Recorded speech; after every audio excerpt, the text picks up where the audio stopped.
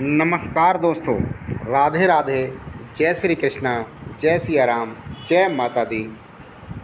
राम राम साहब, कैसे हैं आप सब? उम्मीद है स्वस्थ होंगे, मस्त होंगे। दोस्तों, आप देख रहे हैं एग्ज़ाम पार अब की बार यूट्यूब चैनल और मैं हूं विनोद फौजदार, आपका स्वागत करता हूं इस चैनल पर। दोस्तों, हम पढ़ रहे हैं, वर्तमान में कंप्यूटर के टॉपिक पढ़ रहे हैं और इस कंप्यूटर टॉपिक के अंतर्गत अब हम जो करने जा रहे हैं वो आज तीसरा दिन है हमारा। इससे पहले हम 2 वीडियोस अपलोड कर चुके हैं अपने इस पर कंप्यूटर के क्वेश्चंस के। अगर वो आपने अभी तक नहीं देखे तो आप हमारी प्लेलिस्ट के अंदर जाके देख लीजिए। साथ ही आपसे अनुरोध है कि अभी तक अगर आपने हमारे चैनल को सब्सक्राइब नहीं किया है तो आप हमारे चैनल को सब्सक्राइब कर लें, वीडियोज़ के नीचे दिए हुए लाल बटन पर क्लिक कर दें और अगर वीडियो पसंद आए तो वीडियोज़ को लाइक भी करें। दोस्तों, ये जो वीडियोज़ हैं ये हमारे क्वेश्चंस जो हैं, कंप्यूटर के क्वेश्चंस हैं, ये विशेषकर स्पेशली जो है हमने पटवारी और आरएएस कंप्यूटर टीचर्स के लिए चलाए हैं। इसके अलावा ये उन सभी एग्ज़ाम्स में, उन सभी प्रतियोगी परीक्षाओं में भी काम आएंगे जिनमें कंप्यूटर शामिल है। आइए शुरू करते हैं हमारा पहला क्वेश्चन। आज का पहला क्वेश्चन, एक बॉक्स जिसमें कंप्यूटर सिस्टम के सर्वाधिक महत्वपूर्ण भाग होते हैं उसे सिस्टम यूनिट कहते हैं। सिस्टम यूनिट उसे कहते हैं जो कि कंप्यूटर के अंदर जो बॉक्स होता है, कंप्यूटर के साथ में जो डेस्कटॉप होता है, डेस्कटॉप में जो बॉक्स होता है जिसके अंदर मदरबोर्ड, सीपीयू, प्रोसेसर और फ़ैन, रैम, हार्ड डिस्क, ये सारी CD ड्राइव, ये सारी चीज़ें लगी होती हैं, वो सिस्टम यूनिट कहलाता है। पूरा का पूरा बॉक्स जिसे हम नॉर्मली तौर पर सीपीयू के नाम से जानते हैं उसे सिस्टम यूनिट कहते हैं। अगला है एक कंट्रोल बटन, शिफ्ट बटन और ऑल्ट बटन। ये 3 बटन जो हैं, कंट्रोल, शिफ्ट और ऑल्ट, ये तीनों बटन मिलकर क्या कहलाते हैं? तो ये मॉडिफायर कहलाते हैं, इन्हें मॉडिफायर कहते हैं। अगला क्वेश्चन, क्वेरिटी क्या है? ये होता है क्वेरिटी एक्चुअली कीबोर्ड के ऊपर बटनों की सीरीज़ है, बटनों के बने हुए का क्रम है। कीबोर्ड पर जो टाइपिंग करने के लिए जो बटन होते हैं उसमें सबसे ऊपर की लाइन में लेफ़्ट साइड से स्टार्ट होता है, पहला Q बटन होता है, फिर W होता है, फिर E होता है, फिर R होता है, फिर T होता है। इस तरह से ये बटन्स जो है इसमें होते हैं। तो ये कीबोर्ड से इसका संबंध होता है, इसका संबंध जो है कीबोर्ड से है। आगे चलते हैं अगले प्रश्न की ओर। कर्सर को एक स्पेस दाईं ओर खिसकाता है या शब्दों के मध्य स्पेस डालता है तो वो स्पेस बार होता है। जो कि हमारा कर्सर होता है, जिस पोजीशन में अपनी कर्सर किसी भी पोजीशन में होता है उसको लेफ़्ट साइड में खिसका देता है स्पेस बार दबाने पर, या फिर 2 शब्द लिखे हों उनके बीच में स्पेस बढ़ाना हो तो भी हम स्पेस बार का इस्तेमाल करते हैं। अगला प्रश्न, प्रत्येक अक्षर के लिए शिफ्ट की का प्रयोग किए बिना अक्षरों को कैपिटल बनाने के लिए किस चीज़ का प्रयोग किया जाता है? यानी कि शिफ्ट की का प्रयोग किए बिना अक्षरों को कैपिटल बनाने के लिए जो है कैप्स का प्रयोग करते हैं, कैप्स लॉक, कैप्स का प्रयोग किया जाता है। अगला क्वेश्चन, स्कैनर किसे कहते हैं? स्कैनर किसे कहते हैं? तो पिक्चर और टेक्स्ट दोनों को स्कैन करने के लिए जो काम आता है वो स्कैनर कहलाता है। नेक्स्ट क्वेश्चन, कौन सा इनपुट मोबाइल कंप्यूटर सिस्टम में टेक्स्ट और न्यूमेरिकल डेटा एंटर करने के लिए सर्वाधिक कॉमन है? तो वो है कीबोर्ड। सर्वाधिक कॉमन कीबोर्ड होता है कि किसी भी डिवाइस में इनपुट करने के लिए, सिस्टम में टेक्स्ट या डेटा इनपुट करने के लिए कीबोर्ड को काम में लेते हैं।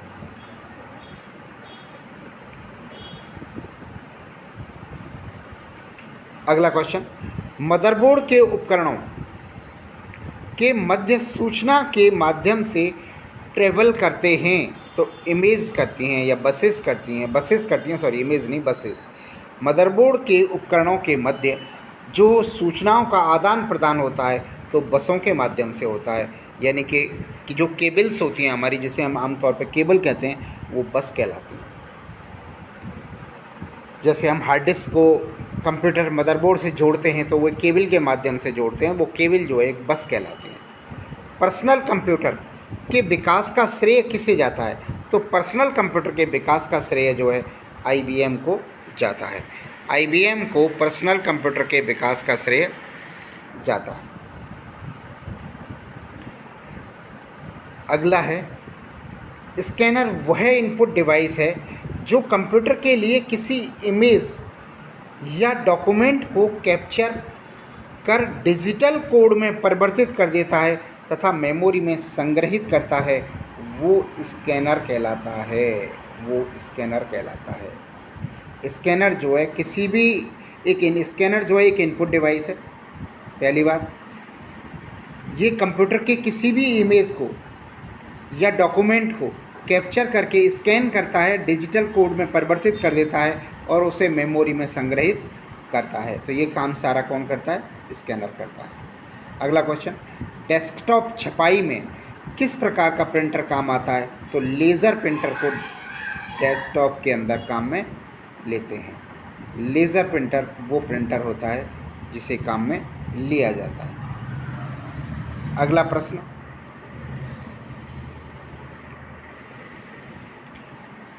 डिजिटल कैमरे में प्रयोग होता है। डिजिटल कैमरे में किस चीज़ का प्रयोग होता है? तो डिजिटल कैमरे में जो प्रयोग होता है वो होता है फोटो डायोड का प्रयोग डिजिटल कैमरे के अंदर होता है। अगला प्रश्न, ऑब्जेक्ट की प्रॉपर्टीज़ में पाए जाने के लिए प्रयुक्त माउस टेक्निक है। ऑब्जेक्ट की प्रॉपर्टी में पाए जाने वाले के लिए प्रयुक्त टेक्निक है तो राइट क्लिक टेक्निक है। माउस की राइट क्लिक दबाते हैं इस चीज़ के लिए, यानी कि उस ऑब्जेक्ट में जो भी शॉर्टकट्स होते हैं वो शॉर्टकट्स लाने के लिए राइट क्लिक का इस्तेमाल किया जाता है। अगला क्वेश्चन, कंप्यूटर की समस्त सूचनाओं या आउटपुट को देखने के लिए किस डिवाइस का प्रयोग किया जाता है? तो मॉनिटर का प्रयोग किया जाता है। उसके लिए हम मॉनिटर का इस्तेमाल करते हैं। आउटपुट यूनिट के तौर पर सबसे अच्छा सोर्स जो है मॉनिटर होता है। अगले प्रश्न की तरफ चलते हैं। प्रमुख आउटपुट डिवाइस कौन से हैं? तो जो प्रमुख आउटपुट डिवाइस हैं वो देख लेते हैं। प्रमुख आउटपुट डिवाइस कौन कौन से हैं? तो प्रमुख आउटपुट डिवाइस हैं, एक तो मॉनिटर है, मॉनिटर को प्रमुख आउटपुट डिवाइस के तौर पर काम में लेते हैं। दूसरा प्रिंटर है। ये दो आउटपुट डिवाइस सर्वाधिक काम आते हैं। इसके अलावा स्पीकर भी सर्वाधिक काम आता है। स्पीकर भी बहुत काम आने वाला डिवाइस है।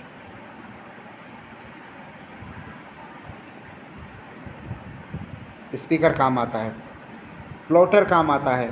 प्लॉटर भी एक तरह से स्पीकर ही होता है। और जो प्लॉटर होता है, ये प्लॉटर होता है ब्लूप्रिंट्स निकालने के लिए। आपने जो मकानों के नक्शे देखे होंगे, मकानों के नक्शे वगैरह प्रिंट करने के लिए जो है प्लॉटर का इस्तेमाल किया जाता है। कार्ड रीडर है। कार्ड रीडर जिसे हम SD कार्ड होता है हमारा, या मेमोरी कार्ड होता है, मोबाइल का कार्ड होता है, उसको रीड करने के लिए जो काम में लेते हैं वो कार्ड रीडर होता है हमारा। और टेप रीडर है, जो टेप को रीड करने के लिए काम में लेते हैं अपन, वो टेप रीडर है।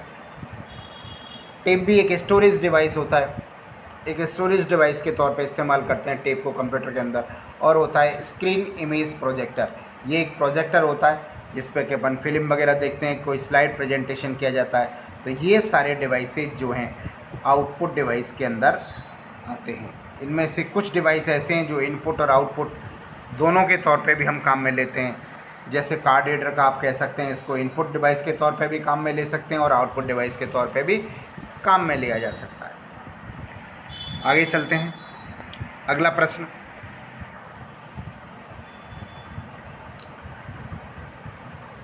कौन सा आउटपुट और इनपुट डिवाइस दोनों हैं? आउटपुट और इनपुट डिवाइस दोनों कौन से हैं? तो वो है मॉडेम। मॉडेम जो है इनपुट और आउटपुट डिवाइस दोनों के तौर पर इस्तेमाल होता है। अगला क्वेश्चन, कंप्यूटर के मुख्य और प्रारंभिक मेमोरी के प्रकार कौन कौन से हैं? तो दोस्तों मुख्य मेमोरी होती है रैम जो होती है उसे मुख्य मेमोरी कहते हैं। और प्रारंभिक मेमोरी जो होती है वो रैम और रोम दोनों मिलाकर होती हैं। प्रारंभिक मेमोरी के अंदर रैम और रोम दोनों आते हैं, जबकि मुख्य मेमोरी के अंदर केवल रैम आती है। अगला प्रश्न, बिजली बंद हो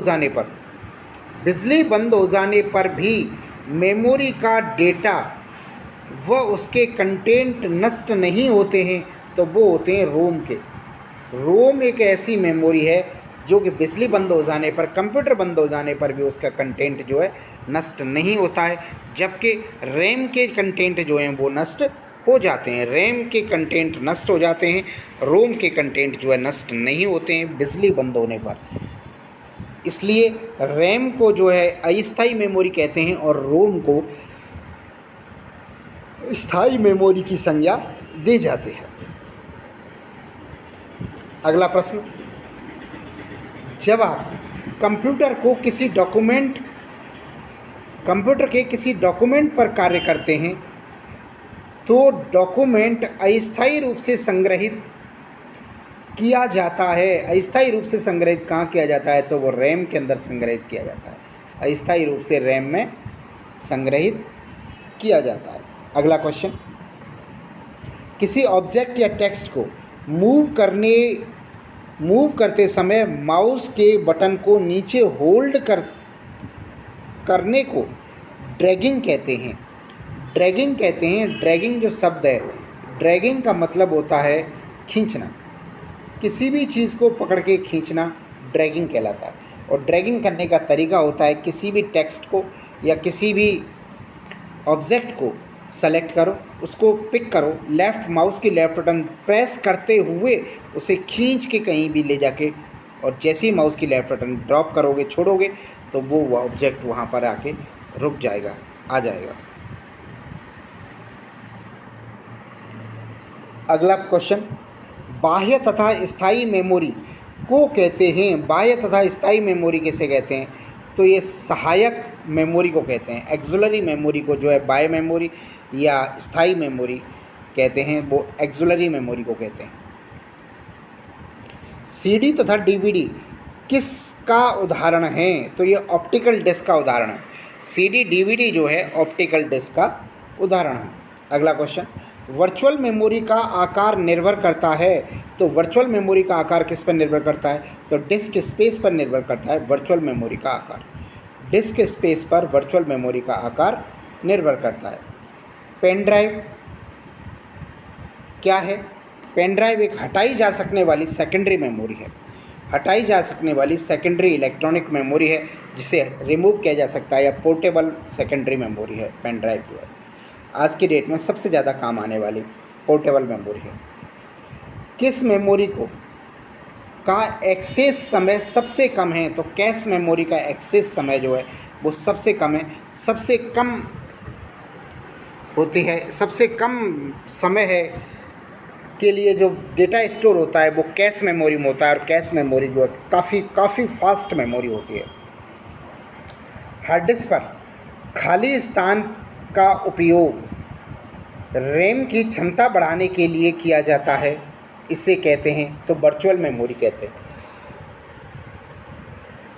वर्चुअल मेमोरी किसे कहते हैं? तो हार्ड डिस्क में जो फ्री स्पेस होता है, इस फ्री स्पेस को जो है एक रैम के तौर पर इस्तेमाल किया लिया जाता है, रैम के तौर पे भी इस्तेमाल किया जा सकता है, तो उसे वर्चुअल मेमोरी कहते हैं। अगला क्वेश्चन, फाइल को सेव कर बंद कर देने पर डेटा यथावत रहता है। फाइल को सेव करके बंद कर देने पर डेटा यथावत काय में रहता है? तो वो रहता है सेकेंडरी मेमोरी में, सेकेंडरी स्टोरेज में डेटा यथावत रहता है। क्योंकि हम कंप्यूटर को जब सेव करते हैं, जो डेटा को हम सेव करते हैं, तो सेव करने का जो प्रोसेस है वो जो है सेव करते समय डेटा जो होता है हमारा, जो वर्चुअल मेमोरी में या प्राइमरी मेमोरी में होता है वो सेकेंडरी मेमोरी के अंदर ट्रांसफ़र हो जाता है और वो स्थायी तौर पर सेव हो जाता है कंप्यूटर के अंदर। अगला क्वेश्चन, कंप्यूटर सिस्टम में किसी शब्द की लंबाई की माप की इकाई है तो बिट है। बिट जो है उसकी लंबाई की माप करने की इकाई है कि उसके अंदर कितने बिट इस्तेमाल हुए हैं उस शब्द के अंदर, तो वो उस शब्द की लंबाई को मापते हैं। अगला क्वेश्चन, कंप्यूटर की इकाई में सबसे बड़े तथा सबसे छोटे के क्रम हैं। क्रम क्या है? सबसे छोटा और सबसे बड़ा। दोस्तों, सबसे बड़ा स्टोरेज डिवाइस जो हम काम में लेते हैं वो टीवी के तौर पे काउंट करते हैं। टीवी होता है, टीवी के बाद जीबी होता है, फिर एमबी होता है, केबी होता है और लास्ट में बाइट होता है। सबसे लास्ट में बाइट्स होता है, यानी कि सबसे पहले बाइट होता है। 1024 बाइट मिलकर 1 किलोबाइट बनाते हैं। 1 किलोबाइट बनाते हैं, इसे केबी कहते हैं। ऐसे ही 1024 किलोबाइट मिलकर 1 मेगाबाइट बनाते हैं। 1024 मेगाबाइट मिलकर 1 गीगाबाइट बनाते हैं। 1024 गीगाबाइट मिलकर 1 टेराबाइट बनाते हैं। तो इनका जो क्रम है बड़े से छोटे की ओर, तो वो हो जाएगा टीबी, जीबी, एमबी, केबी और बाइट। ये इसका क्रम हो जाएगा। आगे चलते हैं। जब किसी फाइल में अनुदेश या इंस्ट्रक्शन, अनुदेश कहते हैं इंस्ट्रक्शन, जब किसी फाइल में इंस्ट्रक्शन होते हैं जिन्हें कंप्यूटर कैरी आउट कर सकता है, उसे क्या कहते हैं? तो उसे एग्जीक्यूशन कहते हैं, उसे एग्जीक्यूटेबल कहते हैं। एक समय में एक से अधिक एप्लीकेशंस चलाने की ऑपरेटिंग सिस्टम की क्षमता को क्या कहते हैं? तो मल्टीटास्किंग कहते हैं इस चीज़ को। मल्टीटास्किंग का मतलब होता है एट ए टाइम एक से अधिक एप्लीकेशंस रन करना, मल्टीटास्किंग कहलाता है। और सबसे छोटा और सबसे तीव्र गति का जो कंप्यूटर होता है वो क्वांटम कंप्यूटर कहलाता है। क्वांटम कंप्यूटर जो है सबसे छोटा होता है और सबसे तीव्र गति का होता है। तो दोस्तों, ये थे हमारे आज के प्रश्न। आपको उम्मीद है पसंद आए होंगे। हमारे वीडियोस को लाइक कर दें। आपने अभी तक हमारे चैनल को सब्सक्राइब नहीं किया है तो सब्सक्राइब भी कर लें। कल हम फिर मिलेंगे एक नए वीडियो के साथ में और कुछ नई जानकारी के साथ में। तब तक के लिए आपका बहुत बहुत शुक्रिया। धन्यवाद। जय हिंद।